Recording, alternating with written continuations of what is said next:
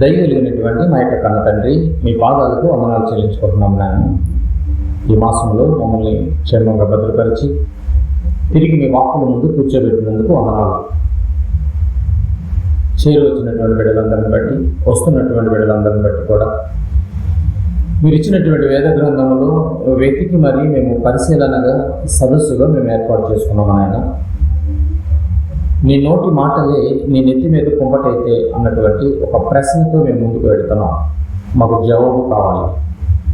మా నోటిని మేము బాగు చేసుకోవాలి.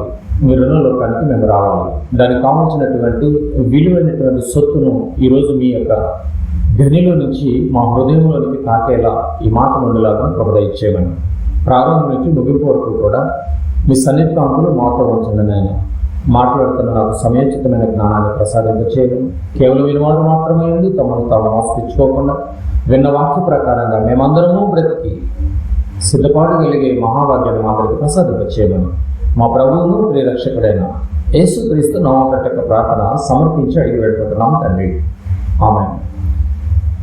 ప్రియమైన దేవుని వారలారా, నీ నోటి మాటలే నీ నెత్తి మీద కుంపటైతే ఆలోచిద్దాం.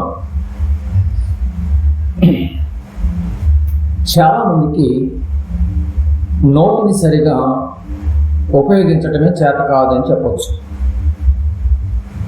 ఈరోజు క్రైస్తవులకు నోటి విషయంలో జాగ్రత్త లేదు. నోరుంది కదా అని ఎవరిష్టం వచ్చినట్టుగా వాళ్ళు మాట్లాడుతున్నారు. పైగా నా నోరు నా ఇష్టమని, నా కళ్ళు నా ఇష్టమని, నా కాలు నా ఇష్టమని అంటూ ఉంటున్నారు. అలా అంటున్నటువంటి వారికి ఈ బాడీలో ఈ పార్ట్స్ అనేవి మనవి కావాలని మీకు తెలియాలి. నావి నావి నావి అన్నటువంటి ఈ పార్ట్స్ ఏవైతే ఉన్నావో, నోరైనా కళ్ళైనా కాలైనా ముక్కైనా చెవైనా ఏవైతే ఉన్నావో అవి మనవి కావని ముందు నీకు తెలియాలి. ఒక మాట చూసుకుని మనం ముందుకు వెళ్దాం. యోహాను సువార్త 8వ అధ్యాయం 26వ వచనాన్ని చదువుకుందాం. యోహాను సువార్త 8వ అధ్యాయము 26వ వచనం. చాలా జాగ్రత్తగా ఆలోచిద్దాం. మిమ్మును గూర్చి చెప్పుటకు, తీర్పు తీర్చుటకును చాలా సంగతులు నాకు కలగగాని, చూసారండి, నన్ను పంపినవాడు సత్యవంతుడు, నేను ఆయన వద్ద వినిన సంగతులే లోకమునకు బోధించుచున్నానని చెప్పాను. ప్రభుల వారి మాటలు. నేను నా సంగతులను చెప్పటం లేదు కానీ నా తండ్రి దగ్గర నేర్చుకునే సంగతులే మీకు నేర్పుచున్నాను అని యేసు ప్రభుల వారి సాక్ష్యం ఒకటి కనిపిస్తోంది. 3.5 సంవత్సరాల పాటు యేసు ప్రభుల వారి దగ్గర 12 మంది శిష్యులు కూడా ఉన్నారు. ప్రభువు నేర్చుకుని వచ్చినటువంటి యొక్క విద్యను, తండ్రి పాదాల దగ్గర నేర్చుకున్నటువంటి యొక్క విద్యను 12 మంది శిష్యులు నేర్చుకున్నారు, అభ్యసించారు. వారి మాటలు విన్నటువంటి సమాజం కూడా హవక్ అయిపోయిందండి. శిష్యులు మాటలు విన్న సమాజం కూడా హవక్ అయిపోయింది. 3.5 సంవత్సరాలలో పండితులైపోయారు ఆ శిష్యులు. ఎన్ని సంవత్సరాలు? 3.5 సంవత్సరాలలో ప్రభు దగ్గర నేర్చుకొని ప్రపంచ పండితులైపోయినట్టుగా బైబిల్లో మనకు కనిపిస్తున్నారు. 3.5 సంవత్సరాలు. అయితే మీరు ఎన్ని సంవత్సరాలు అయ్యింది బాప్తిసం తీసుకొని ఆలోచించావా ఏ రోజైనా? 3.5 సంవత్సరాలకి ఎంత పండితులైతే మీరు బాప్తిసం తీసుకుని ఎన్ని సంవత్సరాలు అయితే మీ సంవత్సరాలను ఒకసారి పరిగణలోకి తీసుకొస్తే నీ యొక్క దైనందిన జీవితం ఎక్కడుంది అని ఏ రోజైనా ఆలోచించావా? లోకంలో నీకు ఏమి రాకపోయినా పర్లేదు కానండి, బైబిల్ బాగా తెలియాలి. లోకంలో ఏది సాధించకపోయినా పెద్ద ఒరిగేదేం లేదు, కానీ బైబిల్ మాత్రం బాగా తెలియాలి, బాగా నేర్చుకుని ఉండాలి కూడా. ఎందుకంటే మరో వచనాన్ని చూద్దాం. లూకా సువార్త. ఎందుకు ఈ మాట ప్రస్తావించడం జరిగిందంటే, లోకంలో ఏది సాధించకపోయినా పర్లేదు కానీ బైబిల్ బాగా నేర్చుకుని ఉండాలి, అభ్యసించి ఉండాలి, పఠించి ఉండాలి, బాగా తెలిసి ఉండాలి. ఇంత గొప్ప బైబిల్ గురించి యేసు ప్రభు నోట ఒక మంచి మాట చెప్పడం జరిగింది. లూకా సువార్త 10వ అధ్యాయము లూకా సువార్త 10వ అధ్యాయము 41వ వచనం.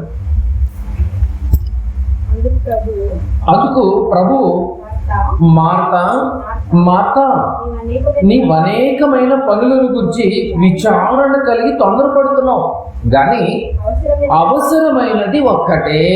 ఏమంటున్నాడండి మార్తతో? నీవు అనేకమైన పనులను చేత తొందరపడుతున్నావు, కానీ అవసరమైనది ఒక్కటే.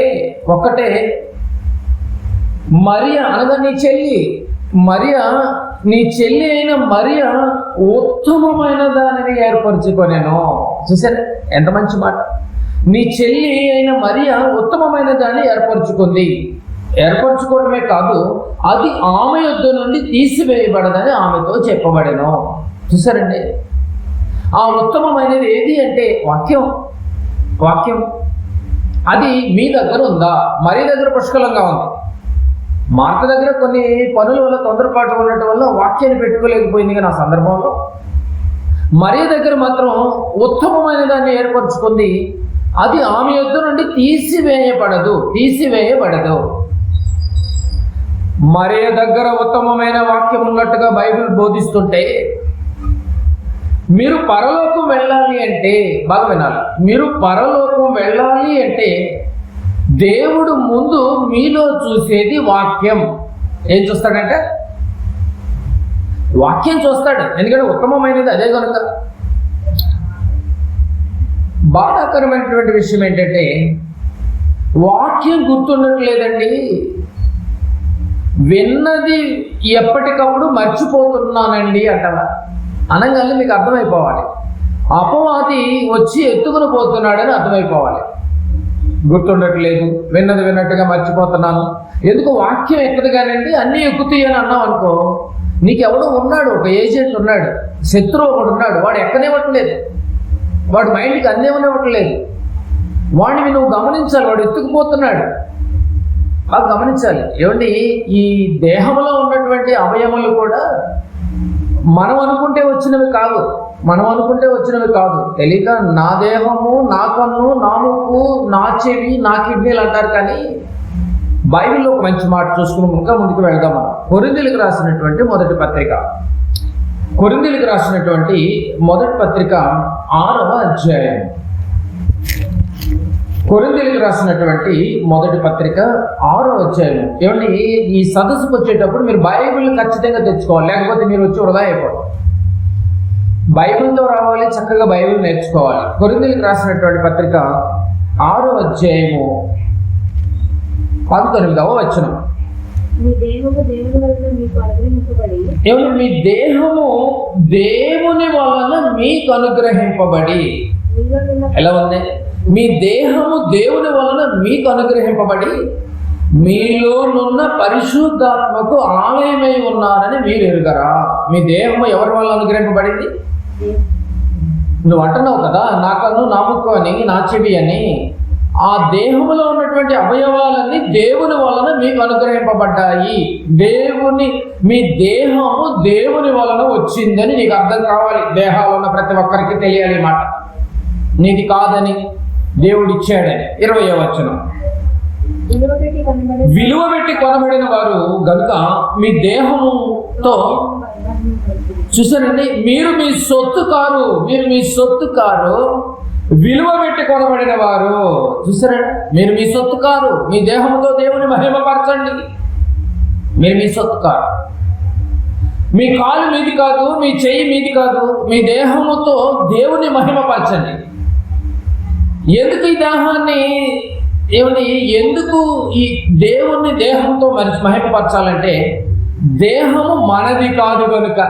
అర్థమవుతలేదు మీకు? దేహము మనది కాదు కనుక. మరి ఈ దేహం ఎలా వచ్చింది? ఎప్పుడు వచ్చింది? దీని యొక్క ప్రారంభం ఏంటి? ఆదికాండము 2వ అధ్యాయము 7వ వచనం. ఆదికాండం 2వ అధ్యాయం 7వ వచనం. ప్రారంభపు మాట. దేవుడైన యెహోవా నేల మంటితో నరుని నిర్మించి, చూసారా, వారి నాసికా రంధ్రములలో జీవవాయువుని ఊదగా నరుడు జీవాత్మయను. నేల మంటి నుంచి నరుని చేశాడు. నాయన నీ యొక్క దేహము, నా దేహము, మనందరి దేహాలు మట్టి దేహాలను మర్చిపోవద్దు. అయితే ఈ మట్టి దేహంలో అవయవాలు నిర్మించింది ఎవరు? దేవుడు. ఈ అవయవాలు ఎవరివి? దేవుడివి. ఒకసారి దేవుడివో కావో మనవా ఒకవేళ అన్నది కూడా మనం మరో వచనాన్ని చూద్దాం. కొరింథీయులకు రాసినటువంటి మొదటి పత్రిక 20వ అధ్యాయం, క్షమించండి 12వ అధ్యాయం. కొరింథీయులకు రాసినటువంటి మొదటి పత్రిక 12వ అధ్యాయం 18వ వచనం. అయితే దేవుడు అవయవములలో ప్రతి దానిని, ఏమండి బాడీలో అవయవాలు ఎన్నో ఉన్నాయి కదండి, ప్రతి దానిని తన చిత్త ప్రకారము శరీరములో ఉంచెను. ఎంత మంచి మాట. నీ అవయవాలు నీవి కాదు, అది దేవుడిచ్చే వచ్చింది. దేవుడు అనుగ్రహింపబడితే వచ్చింది ఈ అవయవాలు. ఈ అవయవాలు నాది అన్నావు అంటే నీ అంత అమాయకుడు ఇంకెవరు లేరు. గమనించాలి ప్రియమైన దేవుని వారలారా, ఈ అవయవాలు ప్రతిదానిని ఉంది కదండి. చెయ్యి కావచ్చు, కాలు కావచ్చు, కిడ్నీలు కావచ్చు, నోరు కావచ్చు, ముక్కు కావచ్చు, హార్ట్ కావచ్చు, నరాలు కావచ్చు, ఎముకలు కావచ్చు, ఏవైనా కానివ్వండి, ఇది బట్టి ప్రతి దానిని దేవుడు తన చిత్త ప్రకారంగా శరీరంలో ఉంచాడు. బాగా గమనించాలి. ఈరోజు మన పాఠం ఏంటంటే, నీ నోటి మాటలే నీ నెత్తి మీద కుంపటైతే, బాడీలో ఈ దేహంలో ఎన్నో అవయవాలు ఉన్నాయి. ఆ అవయవాలలో ఒక అవయవమైనటువంటి నోరుని ఈరోజు మనం పరిగణలోకి తీసుకుందాం. నోరు గురించి మాట్లాడుకుందాం ప్రియమైన దేవుని వారలారా. నీ నోటి మాటలే నీ నెత్తి మీద కొంపటైతే. బాగా గమనించాలి, నోరు ఎవరిది? దేవునిది. ఎందుకంటే ఇచ్చింది ఎవరైనా విన్నా? దేవుడు. నోరు ఎవరిది అంటే దేవునిది. ఎందుకు దేవుడు నోరిచ్చాడు? అంతే కదండి. నోరు దేవుడిది అయినప్పుడు అసలు ఈ నోరు ఎందుకు ఇచ్చాడో దేవుడిని అడిగితే పోలా. అయ్యా ఈ నోరు ఎందుకు ఇచ్చావు నాకు నువ్వు అంటే, ఈ అవయవంలో ప్రతిదాన్ని నీ ఇష్ట ప్రకారంగా నువ్వు ఇచ్చావు కదా అని నువ్వు చెప్పుకున్నావు, రాయించుకున్నావు కదా, మరి ఈ నోరు ఎందుకు ఇచ్చాడు? బైబిల్ని అడుగుదాం. నిర్గమకాండము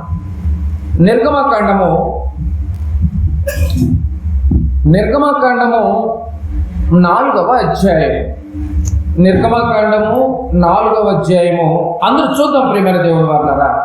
అసలు ఈ నోరు ఎవరిది అంటే మనకు తెలిసిపోయింది. ఎవరిది? ఎవరిస్తే వచ్చింది? దేవుడిస్తే వచ్చింది. దేవుడిస్తే వచ్చినటువంటి నోరు ఎందుకు దేవుడు ఇచ్చాడు? మళ్ళీ దేవుడిని అడుగుదాం. నిర్గమకాండము 4వ అధ్యాయము 11వ వచనం. 4వ అధ్యాయం 11వ వచనం. దేవుడు మాట్లాడుతున్నాడు డైరెక్ట్ గా. యెహోవా అంటున్నాడు, దేవుడు అంటున్నాడు, మానవునకు నోరిచ్చిన వాడు ఎవడు అని ప్రశ్న వేశాడు మోషే గారిని. మానవునకు నోరిచ్చిన వాడు ఎవడు? మగవానినే గాని, చెవిటి వానినే గాని, దృష్టి గలవానినే గాని, గుడ్డి గలవానినే గాని పుట్టించిన వాడు ఎవడు అని ఒక మంచి మాట ఉంది చూడండి అక్కడ. యెహోవానైనా నేనే కదా. ఈ నోరు ఎవరిచ్చారు? యెహోవానైనటువంటి నేనే కదా. మనుషులకు నోరిచ్చిన వాడెవడు? దేవుడు. ఎంత చక్కటి వివరణ అండి, ఎంత చక్కటి వివరణ. బాగా గమనించాలి. మనిషికి నోరిచ్చిన వాడు ఎవరంటే దేవుడు అని అర్థమైంది. ఏమంటే ఈ ప్రపంచంలో ఎన్నో లక్షల జీవరాశులు ఉన్నాయండి. ఏ జీవరాశికి లేనటువంటి నోరు మనకే పెట్టాడు చూడండి. ఏ జీవరాశి అయినా కాముకుంటే తప్ప మాట్లాడుకోలేదు. మనిషే మాట్లాడాలి. ఏ జీవరాశి అయినా చూస్తూ ఉండాలి. దాని భాషలో ఏమండి అరుపులు అరుస్తూ ఉండటమే తప్ప మాట లేదు. మాకు గమనించాలి. దేవుడు తలుచుకుంటే ఏ జాతికైనా కూడా ఏమిటి నోరు ఇవ్వగలడు. ఇస్తాడు అనటానికి గుర్తు ఏంటంటే, గాడిద బిలాముతో మాట్లాడుద్ది ఒకరోజు కదండి. గాడిద బిలాముతో మాట్లాడుద్దంటే మాట్లాడించగలడు జంతువులతో కూడా. కానీ అది కాదు ఆయన ఉద్దేశం. నా పిల్లలే మాట్లాడాలి, అది నేను చూడాలి. అని అంటున్నాడు. కానీ మనకే దేవుడు నోరు ఎందుకు ఇచ్చాడు? కుక్కకు నోరు ఇవ్వలేదు, మన కళ్ళ ముందున్నటువంటి 84 లక్షల జీవరాశులకి దేనికి నోరు ఇవ్వలేదు, మనిషికే నోరు ఇవ్వడానికి రీజన్ ఏంటి? కారణం ఏంటి? ఏమిటి? నిజంగా యెహోవానైనటువంటి నేనే కదా అర్థం చేసుకోవడానికి ప్రయత్నించండి ప్రేమైన దేవుని వారలారా. నోరు దేవునిదని అర్థమైంది. ఒకటి, నోరు ఎవరిది? దేవుడిది. నోట్లో ఏం పెట్టాడు? మాటలు పెట్టాడు. నోరు తెలిస్తే మాటలు బయటకు వస్తాయి కదండి. నోట్లో ఏం పెట్టాడు? ఇప్పుడు మాటలు పెట్టాడు. ఏ మాటలు పెట్టాడు? మరి ఏమి మాట్లాడాలని నోట్లో ఆ మాటలు పెట్టాడు. నోటి నుంచి ఏ మాటలు మాట్లాడాలో దేవుడు ఏమని రాసుకున్నాడో కూడా బైబిల్లో ఉంది. నోరు ఉంది కదా అని ఇష్టం వచ్చినట్టుగా మనం మాట్లాడకూడదు నాయన. నోరిచ్చి నోట్లో ఏ మాటలు మాట్లాడాలో కూడా నేను ముందుగానే రాయించాను. ఆ మాటలు ఏదో మీరు చూడండి అన్నాడు. ఇర్మియా గ్రంథము 1వ అధ్యాయం ఏ మాటలు మాట్లాడాలో చెప్తున్నాడు ఈ నోటితో. ఇర్మియా గ్రంథము 1వ అధ్యాయము 9వ వచనం. దేవుడు ముందుగానే రాసుకున్నాడు, నా బిడ్డల నోట ఈ మాటలు ఉండాలి అని. 1వ అధ్యాయము 9వ వచనం చదువుకుందాం. అప్పుడు యెహోవా చేయి చాపి నా నోరు ముట్టి ఇలాగూ సెలవిచ్చాను.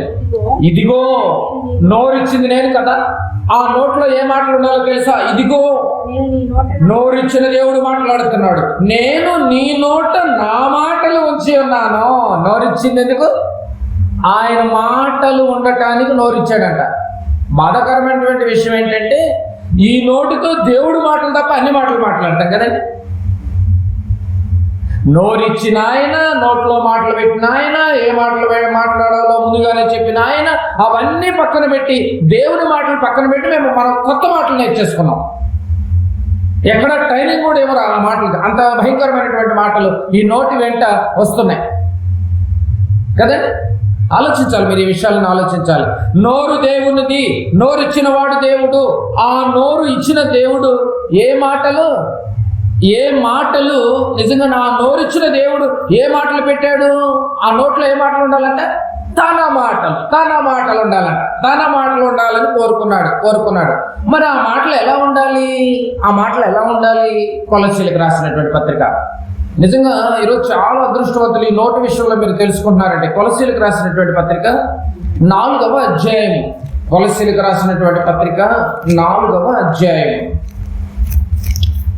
6వ వచనం ఒకసారి చదువుకుందాం. ఆ నోటి వెంట దేవుడి మాటలు ఉండాలి. ఆ మాటలు ఎలా ఉండాలి? 4వ అధ్యాయం 6వ వచనం. ప్రతి మనుషునికి ఎలాగూ ప్రత్యుత్తరం ఇయ్యవలెనో అది మీరు తెలుసుకొనినట్లు మీ సంభాషణ, అంటే బ్రాకెట్లో మీరు మాటలను రాసుకోండి, అంతే కదండి. మీ మాటలు, మీ సంభాషణ, మీ మాటలు ఉప్పు వేసినట్లు ఎల్లప్పుడూ రుచికరము గలదిగాను కృపాసహితముగాను ఉండనివ్వుడి. ఆ నోటి వెంట వచ్చే మాటలు ఎలా ఉండాలని దేవుడు కోరుకుంటున్నాడు? రుచికరంగా ఉండాలంట. రుచికరం అనగా మీకు అర్థం కావాలి. వంట చేసేటప్పుడు అన్ని వేసి చూడు, నన్ను వేసి చూడు అన్నట్టుగా ఉప్పు వేస్తేనే రుచి ఎలా వస్తుందో కూరలకు అలాగే నీ నోటి మాటలు కూడా ఉప్పు వేసినట్టుగా మీ సంభాషణ, మీ మాటలు రుచికరముగా ఉండాలంట. రుచికరముగా ఎల్లప్పుడూ ఉండాలంట. అప్పుడప్పుడు కాదండి, ఎప్పుడూ రుచిగానే ఉండాలి. ఎల్లప్పుడూ రుచికలదిగా ఉండాలి. అంటే మీ మాటలు కూడా ఇలా ఉప్పు వేసినట్లుగా టేస్ట్గా రుచికరంగా ఉండాలని దేవుడి కోరిక.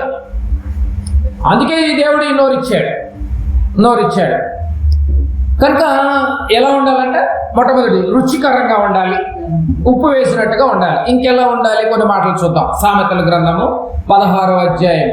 సామెతల గ్రంథము 16వ అధ్యాయం. మన నోటి మాటలు, నోరున్న ప్రతి ఒక్కళ్ళు ఈ మాటలు వినాలండి. సామెతల గ్రంథము 16వ అధ్యాయము 24వ వచనం. సామెతల గ్రంథము 16వ అధ్యాయం 24వ వచనం. ఏమండి, కొలస్సీలకు రాస్తూనేమో ఉప్పు వేసినట్లు రుచిగా ఉండాలన్నాడు సంభాషణ, మాటలు. ఇక్కడ జ్ఞాని అయిన సొలొమోను గారు ఎలా ఉండాలంటున్నాడు? ఇంపైన మాటలు. 24వ వచనమా? 16:24. ఇంపైన మాటలు తేనె పట్టు వంటిది, అవి ప్రాణములకు మధురమైనవి, ఎముకలకు ఆరోగ్యకరమైనవి. ఏమండి, రుచితో పోలిస్తే తేనెను మించింది మరొకటి లేదు. అదే కదండి. అంటే నీ మాటలు కూడా తేనెను మించి ఉండాలి. మాటలు బాగోలేదు కానీ తేనె బాగుంది అన్నట్టు కొంచెం చూడండి. ఇప్పుడు ఆలోచించాలి. రుచికరంగా ఉండాలి, ఉప్పు వేసినట్టుగా ఉండాలి, ఇంపైన మాటలు, తేనె పట్టు మాటల్లాగా ఉండాలి. నిజంగా ఈ తేనె గురించి అన్ని తీపిల కన్నా శ్రేష్టమైన తీపి ఏదైనా ఉందా అంటే తేనె పట్టు. అప్పుడు నీ మాటలు కూడా ఎలా ఉండాలి? తేనె పట్టు మాట్లాడినట్టుగా మాట్లాడాలి, ఉప్పు వేసినట్లుగా మాట్లాడాలి నీ సంభాషణ. అలాగే ఉందా మన నోటి మాటలు? ముందు వినండి, తర్వాత కొంపట ఎలా తయారవుతుందో మీరు చూద్దురు కానీ రాత్రి. నీ నోటి మాటల ముందు ఇంట్రడక్షన్ చెప్తున్నాడు. నోరు ఇచ్చింది నేను, ఆ నోరు నాది, ఆ నోట్లో నా మాటలు ఉండాలి. ఆ మాటలు ఎలా ఉండాలి అంటే రుచికరంగా ఉండాలి, తేనె పట్టు లాంటి మాటలుగా ఉండాలి, ఇంపుగా ఉండాలి. అందుకే బైబిల్ దీని గురించి కూడా తేనె కంటేను, జుంటె తేనె దారాల కంటేను నా మాటలు కోరదగినవని దావీదు గారు కూడా మాట్లాడుతూ ఉంటాడు 19:10 కీర్తన గ్రంథం. అంటే ఉప్పును మించిన రుచి లేదు, తేనెను మించిన రుచి లేదు. బాగా వింటే కనుక వీటిని మించి ఉండాలి మన మాటలు. ఇంకా ఈ నోటి మాటల గురించి ఎంత అమూల్యంగా చెప్పుకున్నాడు అంటే న్యాయాధిపతుల గ్రంథము 9వ అధ్యాయము ఈ మాటలు, నీ నోట్లో నుంచి వచ్చే మాట నాది, అది నువ్వేదో మాట్లాడితే వచ్చేది కాదు నాయన. ఆ స్వరాన్ని ఇచ్చింది నేను, నోరు ఇచ్చింది నేను, ఆ నీ నోట్లో నుంచి మాట పెట్టింది నేను.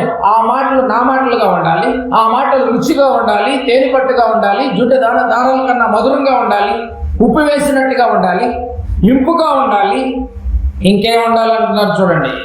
న్యాయాధిపతుల గ్రంథము 9వ అధ్యాయము 11వ వచనం. నోటి మాటల గురించి రుచితనంతో పోలుస్తూ చెప్పిన మాటలండి ఇవన్నీ. 9వ అధ్యాయము 11వ వచనం చూడండి. అంజూరపు చెట్టు చెట్టు మీద రాజునయుండి ఇటు అటు ఊగుటకు నా మాధుర్యమును నా మంచి ఫలమును నేను ఇయ్యక మానుదునా. మాటలు ఎలా ఉండాలంట? అంజూరపు పండు కంటే నీ మాట టేస్ట్గా ఉండాలంట. అంజూరపు పండే టేస్ట్గా ఉంది, మనిషి మాటలు ఈరోజు టేస్ట్గా లేవు. చూడండి, ఉండాలి అని దేవుడు కోరికండి.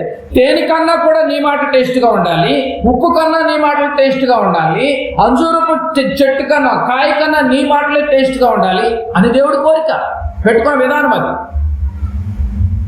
మాటలు ఈ యొక్క ఇంట్రడక్షన్లో మీకు ఒక విషయం అర్థం కావాలి. మార్త తొందరపాటు పనుల్లో పెట్టుకుని బిజీ అయిపోయి అనేకమైన తొందరపాటు పనులు పెట్టుకుని ఇబ్బంది పడుతోంది, కంగారు పడుతోంది. ఉత్తమమైన దాన్ని తన చెల్లి అయినటువంటి మరియా దేవుని వాక్యాన్ని జాగ్రత్తగా వినిపట్టించి పరిశోధించి ప్రభు పాదాల దగ్గర కూర్చొని చక్కగా నేర్చుకొని ఏం చేస్తుంది? ఎన్నడూ తీసివేయలేనటువంటి ఒక మంచి బృహత్తరమైనటువంటి వాక్యాన్ని హృదయాల్లో నింపుకున్నట్టుగా ఒకటి మనకు అనిపిస్తుంది. ఇక నోరు ఎందుకు ఇచ్చావనంటే, నోరు నాది, నోటి మాట నాది, ఆ మాటలు నా మాటలు ఉండాలి. ఎలా ఉండాలి అంటే రుచిగా ఉండాలి, ఉప్పు వేసిన దానికన్నా రుచిగా ఉండాలి, మధురంగా ఉండాలి, తేనె దారుల కన్నా మధురంగా ఉండాలి. ఎక్కువగా మాట్లాడితే అంజూరపు ఫ్రూట్స్ అన్నిటికంటే అంజూరపు కాయ తింటే నంబర్ 1గా ఉంటుందండి. మంచి గుణాలన్నీ దాంట్లో ఉంటాయి. అలాంటి పండు కన్నా మించిన మాట అయి ఉండాలి, ఇంత రుచిగా ఉండాలి అంటున్నాడు. బాగుంది. దేవుడి కోరిక కూడా నా పిల్లల మాటలు ఎలా ఉండాలని చక్కగా గమనించినట్టుగా మనం గమనిస్తున్నాం ఇప్పటి వరకు విన్నదాన్ని బట్టి. అయితే మాటల వల్ల ఎంత ప్రమాదంలో చిక్కుకున్నారో కూడా మనకు తెలియాలండి. రాత్రి మాటల వలన ఎంత ప్రమాదంలో చిక్కుకుంటారో కూడా తెలియాలి. ఇప్పటి వరకు మనం గమనించాం, నోటి మాటలు ఇలా ఉండాలి అన్నాడు. ఒకవేళ తొందరపాటులుగా నీకు ఇష్టం వచ్చినట్టుగా మాట్లాడితే మాటల వల్ల ఏం ప్రమాదం వచ్చుద్దో కూడా ఒక వచనాలు 2 వచనాలు చూద్దాం. ఏం ప్రమాదం వచ్చుద్దంటే, మీరు కూడా అప్పుడప్పుడు అంటూ ఉంటారు, ఏమనంటారంటే, నోరు బాగుంటే ఊరు బాగుంటుంది అంటారు లేదండి. నోరు బాగుంటే ఊరు బాగుంటుంది అంటూ ఉంటారు. అలాగే వాక్యం ద్వారా నలుగురిని సంపాదించినట్టుగా ఉండాలి తప్ప ఇబ్బంది పెట్టేటట్టుగా ఇప్పుడు మన నోరు ఉండకూడదు. ప్రియమైన దేవుని వాళ్ళ నోరు ఉంది కదా అని నీకు ఇష్టం వచ్చినట్టుగా నువ్వు మాట్లాడితే దానికి వచ్చే నష్టం ఏంటో తెలుసా అండి? ఒక వచనం చూద్దాం. ప్రసంగి గ్రంథం నీ నోటి మాటలు నీకు ఎంత నష్టాన్ని కొని తెస్తాయో జాగ్రత్తగా వాడకపోతే ఒక వచనాన్ని చూసుకునే ఇంకా ముందుకు వెళ్దాం. ప్రసంగి గ్రంథము 5వ అధ్యాయం. ప్రసంగి గ్రంథము 5వ అధ్యాయం. నోటి మాటలతో చాలా జాగ్రత్తగా ఉండాలి. 5వ అధ్యాయము 7వ వచనం, 6వ వచనం, క్షమించడం 6వ వచనం. నీ దేహమును శిక్షకు లోబరుచునంత పని నీ నోటి వలన జరగనీయకుమో. ఎంత మంచి మాట, ఎంత విలువైన మాట. సొలొమోను గారు చెప్తున్నాడు, నోటి మాటలు దేహమునకు శిక్ష వస్తుందంట.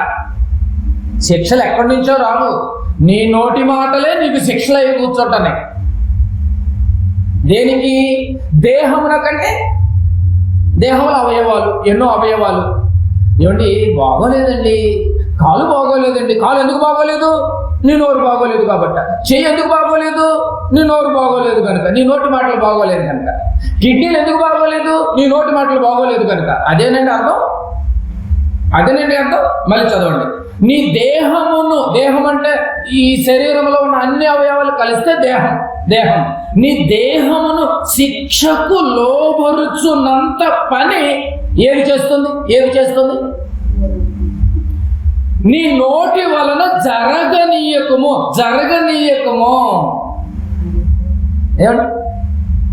ఏమండి అసలు ఎందుకు వస్తున్నాయండి ఈ రోగాలని? డాక్టర్ని అడిగేవి కానీ ఏమండి, టెస్ట్కి పంపుతారు, బ్లడ్ టెస్ట్కి పంపుతారు. అసలు బ్లడ్ టెస్ట్లో ఏముందో తెలుసుకుందాం అని టెస్ట్కి పంపుతూ ఉంటారు కదండి. టెస్ట్కి పంపిన తర్వాత డాక్టర్ గారు బ్లడ్లో ఏముందని డాక్టర్ని అడిగేవే కానీ, వైద్యుడిని అడిగేవే కానీ, వైద్యులకు వైద్యుడైనటువంటి దేవుడిని అడిగితే దేవుడు చెప్తున్నాడు, అయ్యా ఈ బ్లడ్ టెస్ట్లో రిపోర్ట్లో ఇలా రావటానికి కారణం ఏంటో తెలుసా? మార్పులు ఎక్కడ జరిగినాయో తెలుసా? నీ నోరు బాగోలేదు నాయన. ఏం బాగోలేదు? నోరు బాగోకపోవటం వలన ఎవరు బాగుపడుతున్నారు? హాస్పిటల్ బాగుపడుతున్నాయి. నోరు కంట్రోల్లో పెట్టుకుంటే హాస్పిటల్ మెట్లు కూడా దొక్కాల్సిన అవసరం లేదు. చూసారండి దేవుడు ఎంత టిప్ చెప్పాడు చూడండి. ఈ టిప్స్ మీరు చూడరు, వేస్ట్ టిప్స్ మాత్రం ఇలా స్క్రోల్ చూస్తూ ఉంటారు తప్ప ఉపయోగపడే టిప్స్ చూడండి. నీ దేహమును శిక్షకు లోబరిచేది నీ నోరే. ఏమండి, నోటి మాటలు ఎంత ప్రమాదకరమో, ఎంత కీడుని నెత్తి మీదకి తెచ్చి పెడతాయో చరిత్రలో 3 చూద్దామండి రాత్రి. సిద్ధంగా ఉన్నారా? 3 చూద్దాం. నోటి మాటలు, నోరుంది కదా అని ఇష్టం వచ్చినట్టుగా మాట్లాడి నెత్తి మీదకి కుంపటను తెచ్చుకున్న 3 చూద్దాం ఈ యొక్క రాత్రి. వీళ్ళ ద్వారా మన నోరు జాగ్రత్త పెట్టుకుందాం. ముందే మనకి ఇంటిచ్చేసాడు, నోరు సరిగా లేకపోవటం వల్ల హాస్పిటల్ పాలవుతున్నాం అంతే కదండి. బైబిల్ ఎంత సీక్రెట్ ఓపెన్ చేసిందో చూడండి, బాగా గమనించాలి. చూద్దాం, మనం ఎంతమందిని చూద్దాం? 3 చూద్దాం. టైం ఉండదు కాబట్టి 3 చూద్దాం ఈ రాత్రి.